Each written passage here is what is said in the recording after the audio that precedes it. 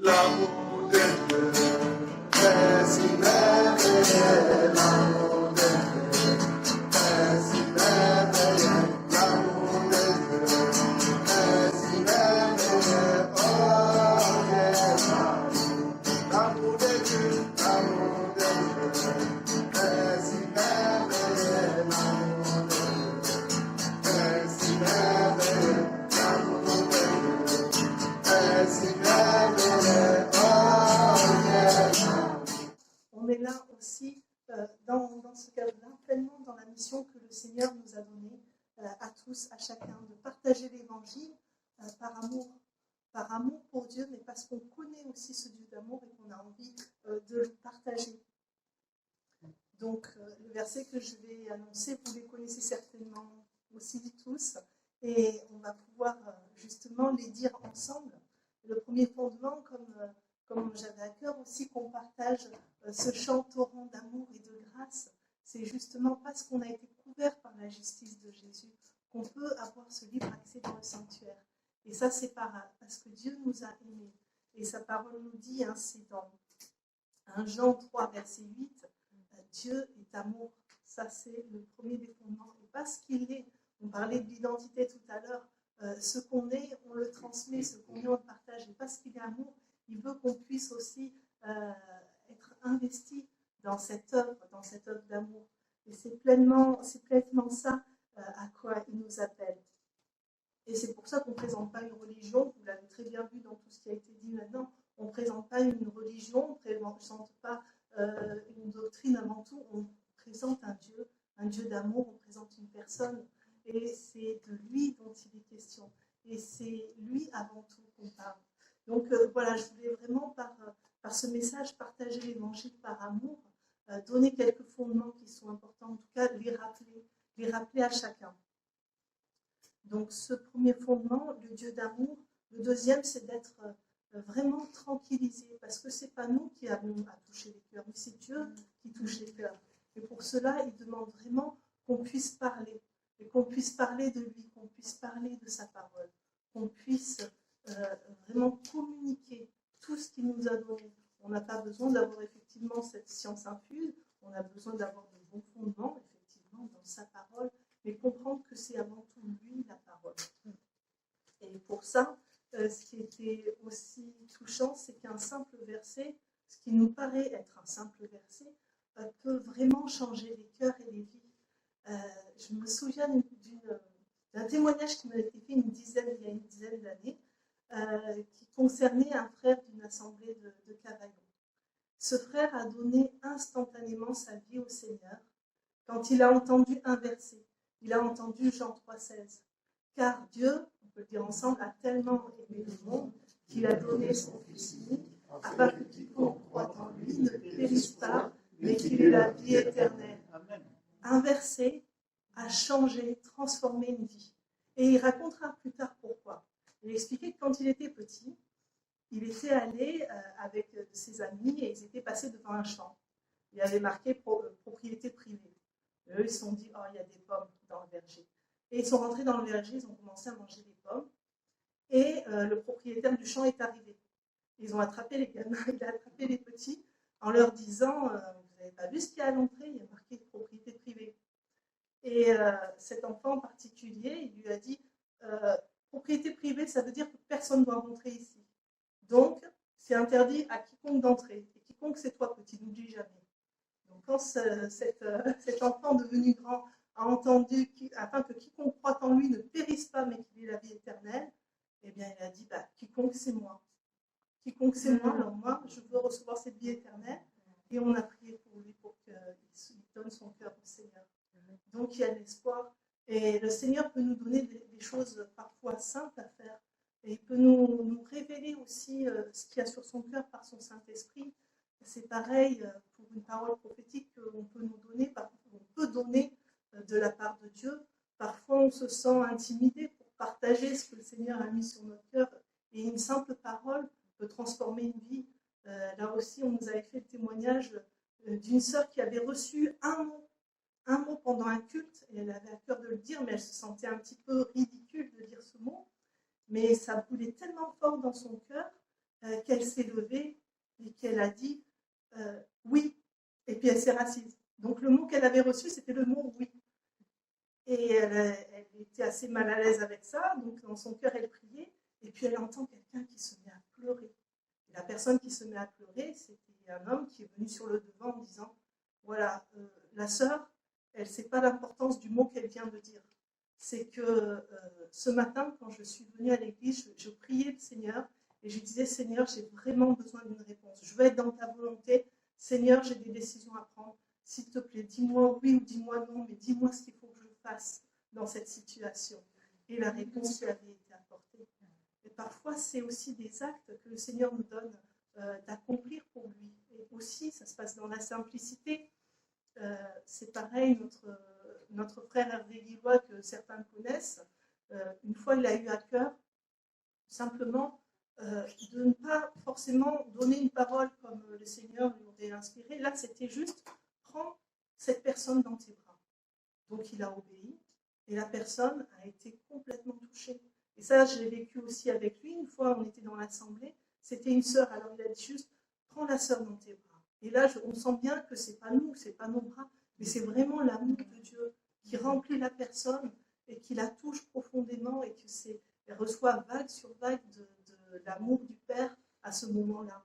Et ça a duré assez longtemps. Donc c'est vrai que c'est important de comprendre que c'est Jésus la parole et que c'est lui qui touche les cœurs. On est tranquille dans la mesure où nous, on fait ce qu'il nous demande et puis on le fait par amour. Simplement partager quelque chose de précieux qu'il a mis sur nos cœurs. Il a mis sur nos cœurs d'aller vers les hommes, il a mis sur nos cœurs de l'aimer. Alors on veut aussi aimer selon ce que le Saint-Esprit nous inspirera. Et parfois, effectivement, il ne s'agit pas de grands moyens, mais on se rend compte que des petits moyens utilisés selon le Saint-Esprit fait avancer les choses. Et j'ai été touchée en allant au Bénin, justement, avec le papa de Priscille et Alexandre, que avec des moyens qui nous paraissent assez peu développés, eh bien, il y a des missions qui se font de façon extraordinaire. Donc on a un frère là-bas, dans le nord du Bénin, dans une zone où il y a vraiment besoin de partager l'évangile, parce que peu connaissent l'évangile et la parole de Dieu. Il a eu à cœur de visiter les villages alentours, des villages où il n'y a même pas de route pour aller. Donc pour ça, il y allait en moto, et on lui avait offert une lampe. Et c'est cette lampe qui avait vraiment été un outil d'évangélisation. J'avais pris la photo au moment où il nous montrait, il nous expliquait le projet. C'est qu'avec cette lampe, on pouvait la brancher sur le groupe électrogène et on pouvait installer un lieu de palabre où justement il y avait des échanges qui se faisaient et la parole pouvait avancer. Et de ces échanges sont nés progressivement des groupes, des assemblées. Et il a eu l'occasion justement, ce frère, de m'amener dans un des lieux comme ça qui avait commencé grâce à la petite lampe et la grâce du Seigneur, le fait de partager la parole. Eh bien, il y avait eu un groupe qui s'est développé, puis une assemblée. Et cette assemblée a grandi. Il y avait à peu près une soixantaine de villageois qui venaient, plus tous les petits-enfants. Ça fait donc à peu près au moins le double. Et c'était touchant de voir que les choses avaient commencé dans la simplicité et se développer, puisque cette assemblée, au moment où j'étais allée, avait 2 ans et commençait déjà à parler, à envoyer des personnes qui parlaient dans d'autres villages. Et 2 ans après, il y avait déjà 14 groupes qui se développaient. Donc c'est vraiment un projet aussi d'expansion du royaume de Dieu, d'expansion aussi selon ce que le Seigneur nous a permis. Et parfois, on n'a pas forcément les capacités, peut-être physiques, de dire d'aller dans certains lieux, mais le Seigneur, il nous demande tout simplement d'être à l'écoute de ce qu'il veut, puisque l'un des fondements aussi, comme Jésus, il allait là où le Saint-Esprit lui demandait. Et il faisait ce que le Saint-Esprit, Dieu le Père, lui demandait de faire par l'Esprit. Donc nous aussi, qui avons l'Esprit de Dieu en nous, on est appelés à aller et avoir cette sagesse d'être à l'écoute de là où il veut qu'on soit et de ce qu'il veut qu'on fasse. Puisque beaucoup de choses en nous peuvent être missionnaires, nous sommes des membres les uns des autres, et effectivement, par la prière, nous pouvons avoir une action. Par les finances, mais aussi par notre créativité, parce que Dieu va nous demander de faire. Et c'est vrai que c'est c'est important que Dieu mette une vision sur notre cœur, comme Priscille a une vision qu'elle a envie de voir développer. Et chacun d'entre nous peut avoir une vision que le Seigneur va déposer sur nos cœurs pour qu'on puisse continuer à avancer avec lui. Et je prie vraiment pour ça, pour chacun d'entre vous, que Dieu vous donne ce qu'il a mis dans son cœur et que vous puissiez aussi l'exprimer, le développer et avancer avec cette vision. Il dit dans la parole qu'on court avec une vision. Donc c'est quelque chose qui chemine dans le temps. Et on est appelé justement chacun à avoir ses capacités, puisqu'il y a toi seul qui peux toucher les personnes qui sont autour de toi. Moi, je me souviens d'une fois où j'étais dans les collèges ou dans les lycées des enfants pour, vous savez, les conseils parents-profs. Et là, on voit tout de suite que les jeunes, hop, ils se regroupent entre eux parce qu'ils ont cette facilité d'être ensemble, d'échanger. Et là, on voit que les parents, ils sont plus entre eux, mais on se dit, là où Dieu a placé nos jeunes, personne d'autre peut aller. Et parfois, il nous donne les capacités d'aller là où personne ne peut aller. Donc ça, c'est vraiment important de dire, le Seigneur, il vous utilise là où vous êtes, mais aussi il peut vous donner des projets pour aller. Et soyons à l'écoute de ce que le Seigneur nous donne. Il va nous parler d'une manière ou d'une autre. On nous dit qu'il est notre bon berger, on entend sa voix, on comprend sa voix.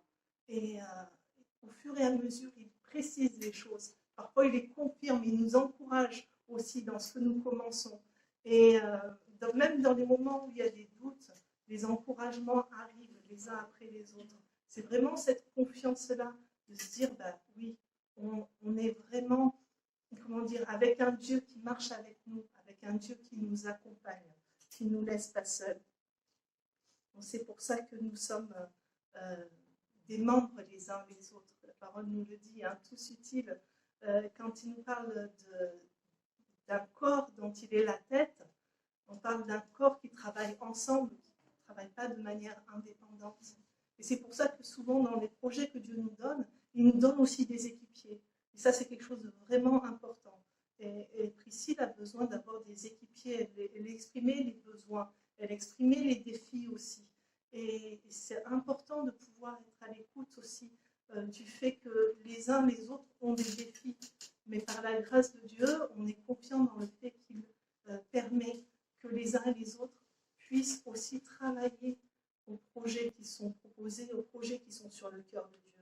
Et c'est vrai qu'on a hâte aussi de voir les choses s'accomplir. On se dit, Seigneur, qu'est-ce qu'il en sera dans quelques années? Peut-être que tu viendras aussi nous donner d'autres encouragements. Peut-être que aussi ce projet va prendre de l'ampleur. Donc on est vraiment encouragé par tout ce qui se fait et par tout ce qui peut glorifier le Seigneur, tout simplement. Voilà, donc je veux vraiment vous encourager à avoir ce cœur de partage, ce cœur d'amour, ce cœur de partage de la parole.